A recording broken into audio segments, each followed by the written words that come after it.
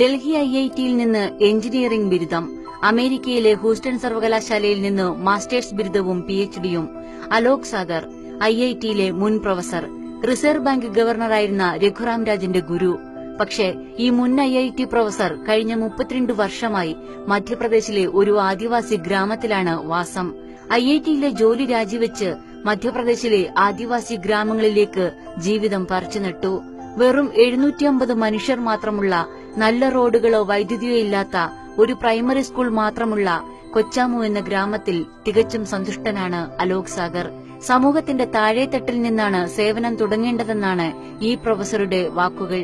ഒരുപാട് പ്രശ്നങ്ങൾ അഭിമുഖീകരിക്കുന്ന രാജ്യത്ത് സർട്ടിഫിക്കറ്റുകൾ പ്രദർശിപ്പിച്ചും ബുദ്ധി തെളിയിച്ചും നടക്കുന്നവർക്ക് ആരെയും സേവിക്കാൻ സമയമോ മനസ്സോ ഇല്ലെന്ന് ഇദ്ദേഹം പറയുന്നു.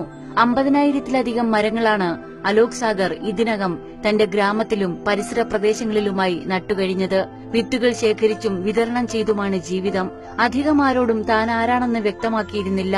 അടുത്തിടെ നടന്ന തദ്ദേശ തെരഞ്ഞെടുപ്പിനോടനുബന്ധിച്ച് അലോകിന്റെ മേൽ ചിലർ സംശയമുന്നയിച്ചു. അതോടെ സുരക്ഷാ കാരണങ്ങളാൽ ഗ്രാമം വിട്ടുപോകാൻ ജില്ലാ ഭരണകൂടം ആവശ്യപ്പെട്ടു. ഇതോടെ താൻ ആരാണെന്ന് അദ്ദേഹത്തിന് പറയേണ്ടി വന്നു. ജില്ലാ ഭരണകൂടം ഞെട്ടിപ്പോയി അലോക് സാഗർ നൽകിയ രേഖകൾ കണ്ട്.